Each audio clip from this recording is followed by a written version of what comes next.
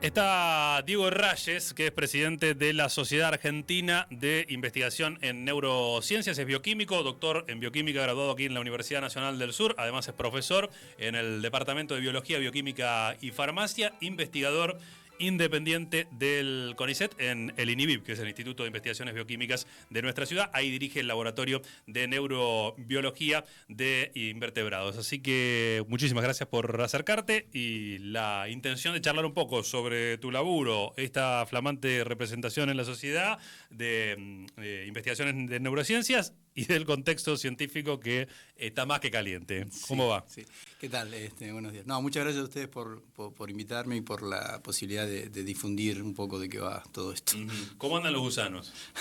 Los gusanos andan mucho mejor que nosotros. Porque, bueno, Diego es parte del equipo del INIBIB, que además hace algunos meses, creo que fueron, ¿no? Bueno, hacían un congreso, además de, si no me equivoco, fue ahí más o menos en esa época, nos estuvieron contando del trabajo que hacen, que obviamente sería para mí irreproducible. Sintetizame más o menos por dónde pasaba. Bien, lo que nosotros hacemos es estudiar cómo... Bueno, tenemos dos líneas. En una estudiamos cómo las redes neuronales, o sea, cómo cada neurona que compone el sistema nervioso de un animal determinado, en este caso un gusano, se activa y se inactiva para generar un comportamiento específico. Entonces, de esa forma nosotros podemos ver cómo las neuronas se comunican entre sí, cómo se regulan en función del comportamiento que el animal está haciendo. Y eso quizás a la gente le puede sonar algo que puede ser interesante solamente por conocimiento, pero más allá de eso es importante hacer notar que los mecanismos fundamentales de la biología, cómo una neurona se comunica con otra, cómo se regulan, están lo que nosotros llamamos conservados, es decir, que son bastante parecidos en animales tan diferentes como puede ser en este caso un gusano de un mamífero incluyendo humanos. Entonces, muchas veces, y esto es algo que siempre me gusta destacar, no solamente por nuestro trabajo, sino por la ciencia básica en general, el estudio de algo que pueda parecer solamente muy de nicho puede terminar dando información de relevancia universal. Cuando digo universal, me refiero en este caso de ciencias biológicas a todos los animales. Y existen en la historia muchísimos ejemplos al respecto. De hecho, el Premio Nobel 2024, por ejemplo, es alguien que trabajó estudiando un proceso en estos animales, en estos gusanos, no en neuro, pero sí en un proceso en estos animales. Y por otro lado, lo que tratamos de estudiar también en el laboratorio es, en este mismo modelo animal, nosotros en el cerebro tenemos lo que yo hago como analogía, un acelerador y un freno. ¿Sí? Tenemos neuronas excitatorias que activan y neuronas inhibitorias. Para que el auto ande bien, tiene que haber un balance entre el acelerador y el freno. Si el freno no anda, lo más probable es que choques, y si no te anda el acelerador, no arrancás. En muchas patologías del sistema nervioso hay un desbalance entre la excitación y la inhibición. ¿Sí? Sobre todo lo que suele ocurrir es que anda mucho más el acelerador que el freno. ¿Sí? Por ejemplo, no sé, en epilepsia, ¿sí? en enfermedades que están relacionadas con convulsiones y también en algunos casos de síndrome del espectro autista. Entonces, lo que nosotros hacemos en el animal es ver cómo ese balance de excitación e inhibición nosotros podemos estudiar cuándo se desbalancea, cuáles son las causas genéticas por lo que eso ocurre, y ensayamos formas de tratar de atenuar ese desbalance. Eso es lo que hacemos. ¿Y cómo llegan a meterse en esa línea de investigación? Digamos, ¿es producto de parte del trabajo que se viene haciendo en el laboratorio? ¿Alguna idea de ustedes? Bueno, es un poco y un poco, ¿sí? Un poco es a partir de, en particular, mi formación de postdoctorado. Yo hice el doctorado acá, como vos bien dijiste, en la universidad, pero después cambié, no radicalmente, pero cambié bastante de tema cuando hice mi postdoctorado. Yo lo hice en Estados Unidos, ¿sí? Entonces ahí empecé a trabajar con estos animales en comportamiento y en circuitos neuronales. Entonces cuando volví a Argentina, estamos hablando de 2013, 2014, ahí establecimos el laboratorio estudiando circuitos neuronales y comportamientos. Después la ciencia medio que te va llevando, un poco se hace camino al andar también, de acuerdo a los resultados vas abriendo nuevas líneas. Claro. Generalmente las hipótesis que vos tenés, o por lo menos en mi caso, generalmente no son acertadas, pero sí me abren otras preguntas que me van llevando la investigación hacia un sitio específico. Ujú. Bueno, esto es interesante, ¿no? Porque ahora entraremos también a la cuestión más coyuntural, que es el cierre del financiamiento de determinados proyectos de investigación, o de la mayoría de ellos, mejor dicho, muchos de ellos que tienen que ver con ciencia básica, y la discusión ahí respecto de, bueno, quién debe conducir, digamos, la orientación de qué se investiga, qué no se investiga, cuál es el rol del mercado en ese sentido, cuál de la curiosidad de ustedes como científicos también va abriendo puertas a cuestiones que capaz que hoy ni te preguntás, pero en base a encontrarte en un camino sin salida, ¿no? Buscás alguna otra alternativa. ¿Qué puedes contar al respecto? Bueno, a ver, primero quiero dejar bien en claro que la ciencia aplicada o financiar ciencia aplicada es necesario, ¿sí? Pero la ciencia aplicada no tiene razón de ser, o sea, no podría existir sin la ciencia básica. La ciencia básica, para que la gente lo entienda, es la ciencia que trata de entender cómo ocurren las cosas, ¿sí? Y la ciencia aplicada muchas veces modifica esos mecanismos en función de un interés productivo, pero yo no puedo modificar absolutamente nada si no entiendo cómo funciona. Claro. Uno de los casos, quizás, a veces las cosas se representan mejor como ejemplos, ¿no? Uno de los casos paradigmáticos en la ciencia argentina, no me quiero ir fuera de Argentina para ver, para mostrar que acá también es posible, es el caso de una cepa específica de trigo, ¿sí?, que fue modificado genéticamente para que pueda resistir condiciones ambientales estresantes, ¿sí?, sobre todo sequía. Eso hace, por ejemplo, que posiblemente se pueda sembrar trigo en zonas aquí cercanas, al sudoeste de la provincia de Buenos Aires, donde en otro momento hubiera sido muy difícil de pensar. Y eso fue un desarrollo de un grupo en Santa Fe dirigido por la doctora Raquel Chan. Ahora bien, ¿cómo empezó todo eso? Que tiene una aplicación productiva, claramente. Empezó a partir del estudio de cómo ciertas plantas, cómo ciertos vegetales resistían a la sequía o resistían a la temperatura. Entonces ahí identificaron genes, identificaron proteínas que le permitieron luego lograr ese avance. Entonces todo parte de una pregunta básica, es decir, ¿cómo funciona esto? Y luego termina, en muchos casos, en algo productivo.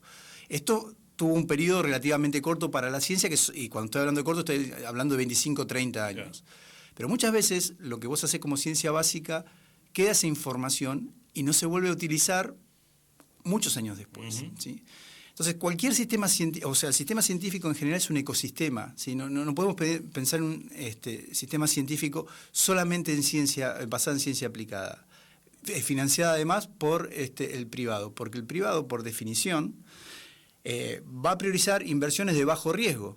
Ahora, las investigaciones de bajo riesgo generalmente también tienen poca o escasa o limitada capacidad transformadora o de generar nuevos dogmas o de hacer caer ciertos dogmas. Entonces, es importante entender que la ciencia funciona como un todo, ¿sí? Ese concepto de que uno piensa, bueno, ¿y esto para qué sirve? ¿Sí? Sirve para entender y después no sabemos para qué va a servir, pero es necesario hacerlo.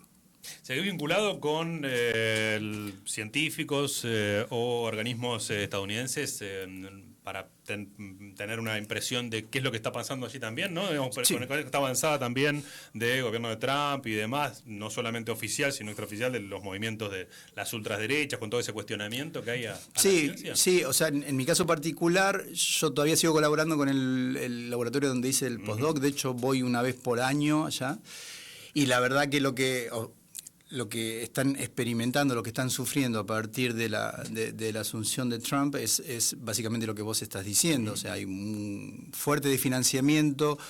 Yo hago ciencias biológicas, sería como el CONICET de ciencias biológicas, ya se llama NIH. Está fuertemente desfinanciado con el mismo concepto de un bias o un desfinanciamiento principalmente destinado a lo que son ciencias básicas, a lo que es investigación básica, ¿sí? Allá, a diferencia de acá, que CONICET involucra también ciencias sociales y humanidades, eso está más segmentado, ¿sí? Pero también los institutos que apoyan ciencias sociales o ciencias más humanísticas, obviamente también sufren un recorte muy grande. Y algo similar ha ocurrido en Brasil en la época de Bolsonaro, ahora se está revirtiendo. Entonces, es medio una agenda, sí, que está ganando lamentablemente mucho asidero en el contexto político mundial, y creo que eso va a ser un tema, sí, porque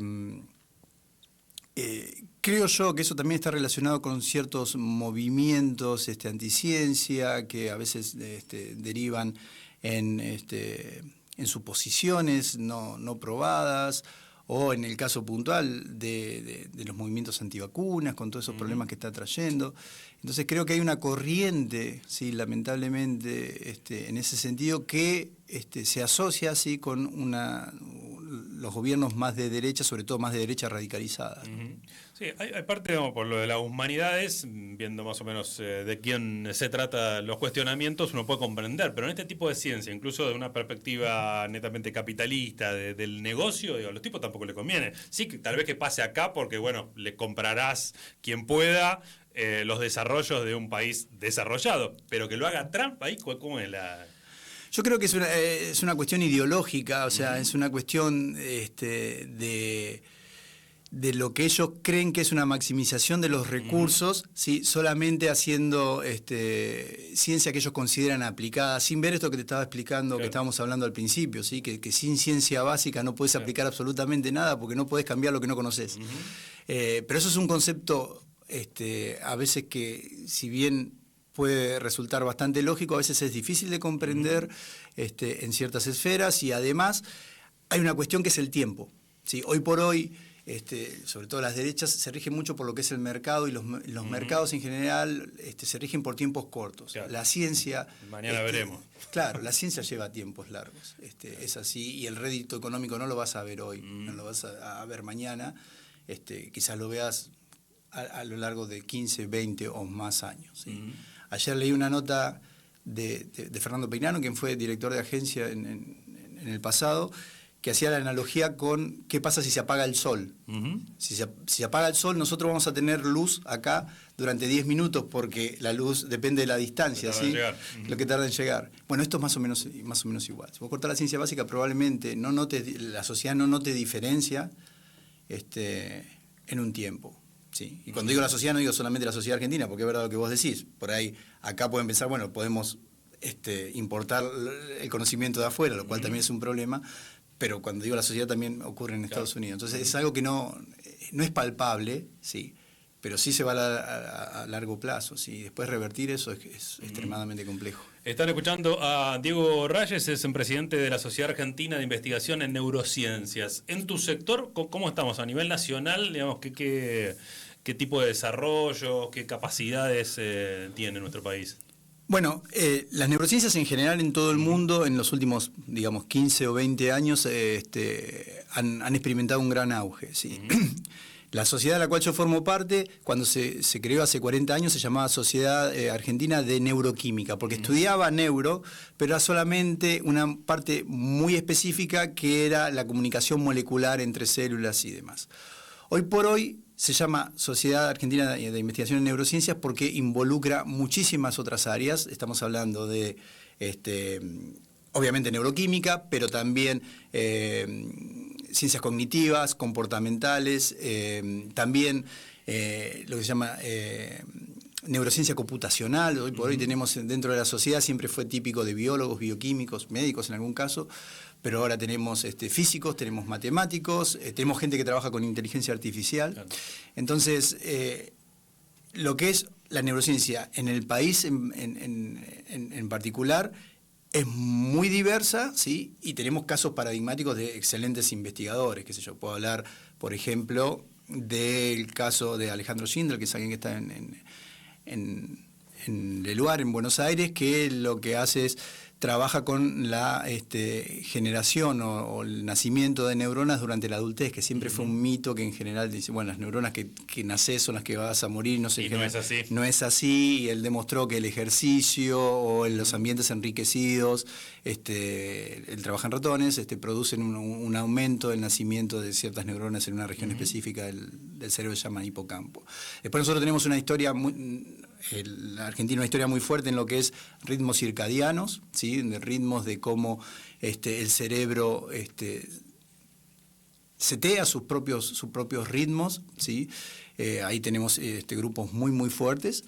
Y después, en los últimos años, lo que es la neurociencia computacional ha tenido gran auge. Sí, sobre todo hay un par de grupos en Santa Fe que son muy importantes. Incluso acá en la Universidad del Sur hay un grupo de matemáticos y también de físicos que están haciendo neurociencia computacional de gran nivel. Así que, nada, yo puedo decir que las neurociencias en Argentina tienen un gran auge a pesar de la coyuntura Claro. política que estamos experimentando. ¿Qué grandes cosas desconocemos todavía del cerebro, de las neuronas? ¿Cuáles son las grandes preguntas?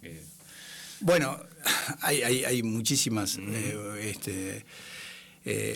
Por ejemplo, no conocemos bien los mecanismos que nosotros llamamos de feedback, que son mecanismos de regulación, ¿sí?, entre neuronas, cómo una región del cerebro afecta a otra. Por ejemplo, los procesos del sueño también son muy relevantes y siguen siendo una incógnita. O sea, hay animales que duermen. Nosotros cuando dormimos, no te digo que apagamos todo el cerebro, pero sí inhibimos buena porción de nuestro cerebro, mientras que hay animales, por ejemplo los peces, que solamente inactivan un hemisferio y eso los permite mantener a flote. Entonces hay un montón de cuestiones en ese sentido que no sabemos cómo funciona. Y lo mismo con las patologías. ¿Sí? Con las patologías, o sea, sabemos quizás qué lesiones ocurren en las enfermedades neurodegenerativas, pero no sabemos por qué ocurre. ¿Por qué en ciertas neuronas sí? ¿Por qué en otras neuronas no? En el caso de Parkinson, ¿por qué se afectan las neuronas que liberan un neurotransmisor llamado dopamina y no las otras? Entonces, básicamente es todavía una caja de Pandora, independientemente de los avances que han ocurrido en neurociencia. Y eso creo que va a ser casi interminable, ¿no? Porque cada vez que uno está investigando algo y descubre algo, se van abriendo nuevas puertas. Generalmente se abren muchas más puertas de las que se cierra con una investigación. Y en el caso de la inteligencia artificial, ¿qué expectativas, campos, experimentaciones se abren en neurociencias? Bien, bueno, en general se utiliza mucho de lo que nosotros conocemos de sistemas biológicos, de cómo se comunica una neurona con la otra para hacer modelos de inteligencia artificial. Yo no soy un experto claramente en el tema porque mi formación es más biológica, pero por ejemplo ahora estamos nosotros haciendo un proyecto en el cual tratamos de ver si ciertas leyes biológicas, ¿sí?, son leyes por ejemplo de adaptación al estrés, o sea, los animales en general, si uno los estresa, y si uno lo estresa fuerte termina muriendo, pero si uno lo estresa suavemente, hace que ese mismo animal sea más resistente al mismo estrés más fuerte. Es un fenómeno que se llama hormesis, que lo podemos... ¿Viste esa frase de Nietzsche que dice lo que no te mata te fortalece? Bueno, va por ahí. Entonces la idea es ver si eso es solamente un fenómeno de sistemas biológicos o de cualquier sistema con capacidad de adaptación, ¿sí? Incluso sistemas autonómicos que sean manejados por inteligencia artificial, porque básicamente esos sistemas tienen también capacidad de adaptación. Entonces la interfaz hoy por hoy entre lo que es la típica o la tradicional neurobiología, ¿sí?, y lo que es la neurociencia computacional y la inteligencia artificial es cada vez más estrecha. ¿Sí? Y acá en Bahía, bueno, más allá de lo que nos contaban del laburo que hacen en tu equipo, ¿qué otras experiencias hay? ¿Cómo está desarrollado el campo? Bueno, quiero decir que yo en realidad soy el tercer bahiense que soy presidente de la Sociedad de Neurociencia, y eso lo que dice es que la ciudad, ¿sí?, o el INIVIB en particular, tiene una tradición muy fuerte en neurociencias. ¿Sí? Antes que yo, hacia fines de los 90 fue el doctor Barrantes, y creo que en 2009-2010 Cecilia Boussat también fue presidenta de esta sociedad. Entonces, el INIVIB tiene una impronta de neuro muy, muy fuerte.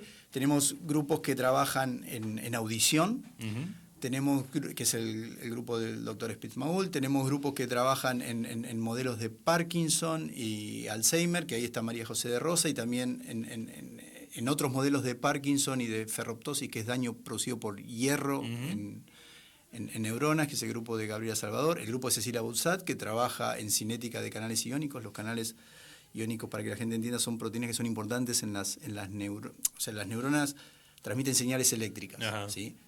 Para que esa señal eléctrica ocurra, hay canales iónicos que son como si fueran túneles que están en la periferia de la célula, y cuando se abren dejan pasar cationes, que son iones positivos, o iones negativos. Si son iones positivos, la neurona se prende, si son iones negativos, la neurona se apaga. Entonces el grupo de Cecilia lo que estudia básicamente es la cinética de un tipo específico de esos canales. Y después tenemos gente que trabaja en retinopatía diabética, ¿sí? Creo que no me estoy olvidando de nadie, pero... Y bueno, después tenemos los grupos, eso es en el INIVIB, que es allá en el complejo de Carrindanga. Y después acá en la universidad tenemos los grupos de neurociencia computacional, que es lo que hoy te he nombrado. O sea que en realidad el ambiente de la neurociencia en Bahía en particular es muy rico y es bueno que la gente de acá sepa que la ciudad tiene una fuerte tradición en ese sentido. Claro. Bueno, que es parte de lo que está en riesgo con este financiamiento que viene produciéndose desde hace tiempo, pero particularmente en estos últimos días significó también la baja de un montón de proyectos de ciencia básica con estos PICT, ¿no? Sí, PICT, sí. Proyectos de investigación en ciencia y tecnología. Sí. ¿Cómo repercute? ¿Cómo lo ven ustedes desde la sociedad también? Bueno, la verdad que esto es nada más que la confirmación de algo que nosotros veníamos previendo o viviendo, digamos, en los últimos 2 años.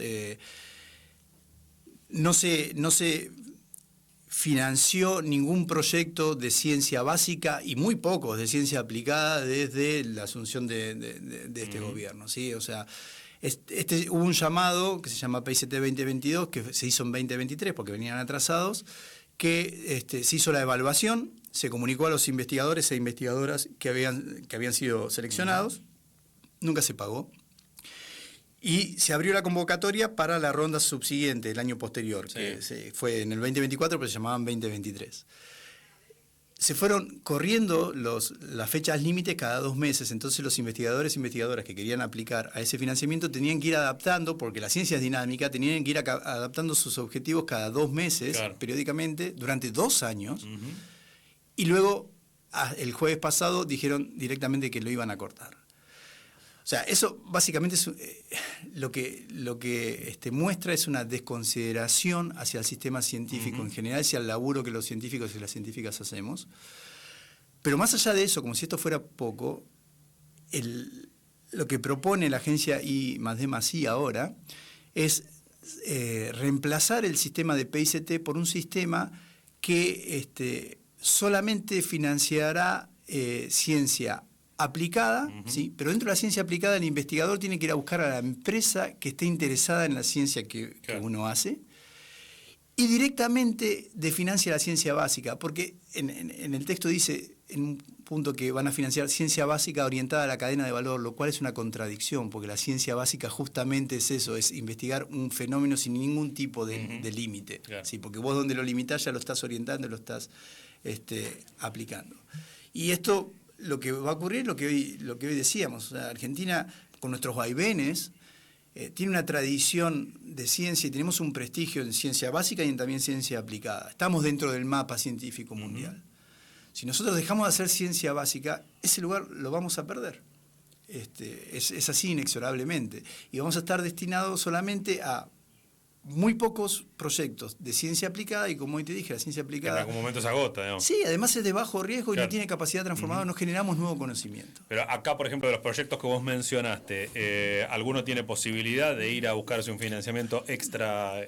Son muy remotas, porque también hay otra realidad. Nuestro ecosistema empresario o de biotecnología es limitado en Argentina. Sí, entonces no hay demasiadas herramientas como para que uno vaya a buscar ese tipo de financiamiento. Y la verdad que no sé, quizás alguno de estos grupos se pueda adaptar en cierto punto, pero yo lo veo extremadamente complicado. Yo puedo hablar de nuestro laboratorio, y en nuestro laboratorio nosotros hacemos ciencia básica pura y dura, ¿sí? Más allá de que algo puede tener algún tipo de aplicación en el futuro, pero es ciencia básica pura y dura, nosotros no lo podemos adaptar. Y eso lo que va a causar es que mucha gente, sobre todo los investigadores jóvenes, se vayan o dejen la ciencia. Formados por la educación pública. Formados por la educación pública, y además, muchísimos, el 90% de los científicos que hacemos ciencia somos docentes de la universidad. Claro. ¿Sí? Y el hacer ciencia te mantiene actualizado. ¿Sí?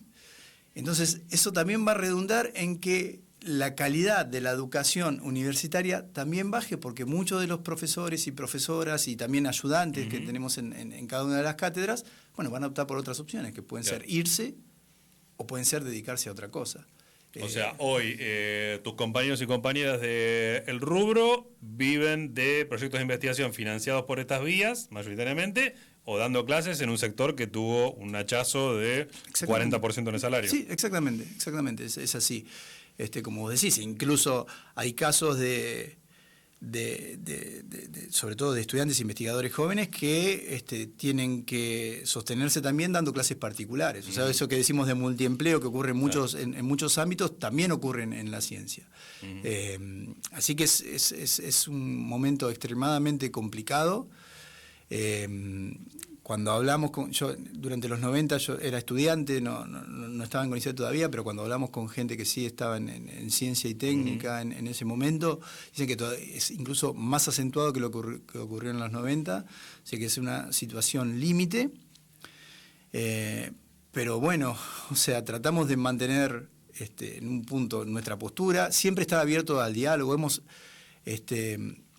propuesto, no sé, decenas de veces de decir, bueno, nosotros, a ver, el sistema científico ¿era perfectible? Sí, claro que era perfectible, pero siéntenos en la mesa de discusión de cómo perfeccionar esto. Y eso no ocurre. Y otra cosa que es importante hacer desde la sociedad y los que somos un poquito más grandes es tratar de mantener la motivación en los más jóvenes, que es cada vez más complicado, sí, cada vez más complicado. Diego, muchísimas gracias por la charla, la seguiremos en cualquier otro momento. Un gusto. No, muchas gracias a vos por el espacio y por difundir este tipo de noticias y también de realidades. Diego Rayes, presidente de la Sociedad Argentina de Investigaciones en Neurociencias e investigador aquí del INIVIP en la Universidad Nacional del Sur y el CONICET.